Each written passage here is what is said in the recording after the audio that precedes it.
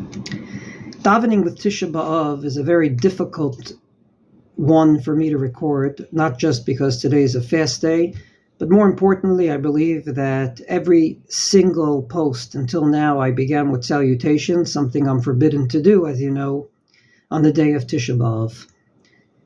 However, I have to acknowledge the fact that today is almost a year since I began these posts. Last year, on the day after Tisha B'Av, which was one day later, due to Shabbos, I started these posts about davening. And today is Tisha B'Av, and I thought it would be appropriate to talk about davening with Tisha B'Av, but it's a misnomer. And I'll explain why it's a misnomer. Because in Eicha that we read last night, we said the word Satam Tfilati. Gami mezak va'ashavea, even if I scream out to God, Satam Tfilati, God's going to stop the tefillah from penetrating. Indeed, one of the aspects of living in a world with a destruction of a temple is that we don't have a direct pipeline to God like we used to.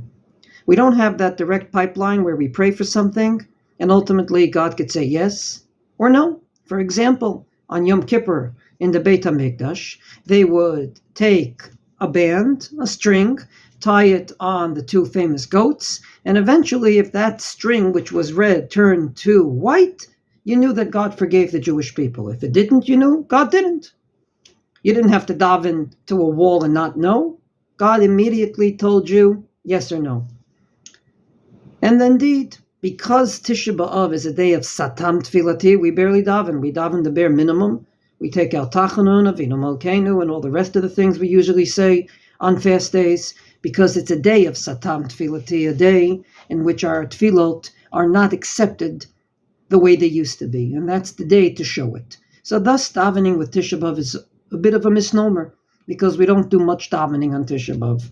We say keynote, lamentations, but davening is very, very limited.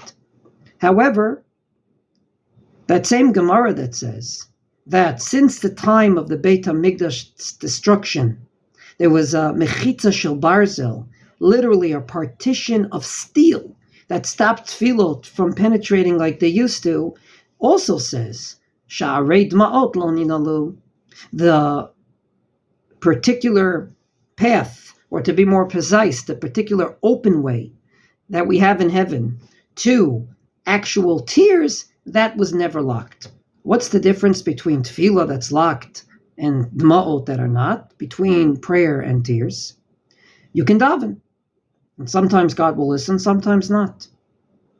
But if you daven with tears, if you get to an emotional state that you mean every word to the extent that your heart can no longer just say it, you have to cry.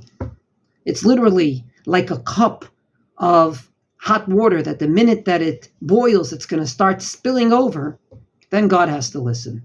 In other words, davening with Tisha B'Av teaches us we ultimately can't just daven. We better mean it. We better mean it to the extent that we're about to be on the brink of crying or actually doing it. And thus, once a year, on this day, even though we should have, we don't say Ne'ilah. Why don't we say Ne'ilah?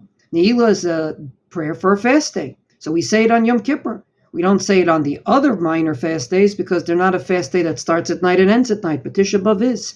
It's a day of Satam Tfilati, so we don't add a prayer. What we could add is many, many tears that hopefully will penetrate even in the world after the destruction.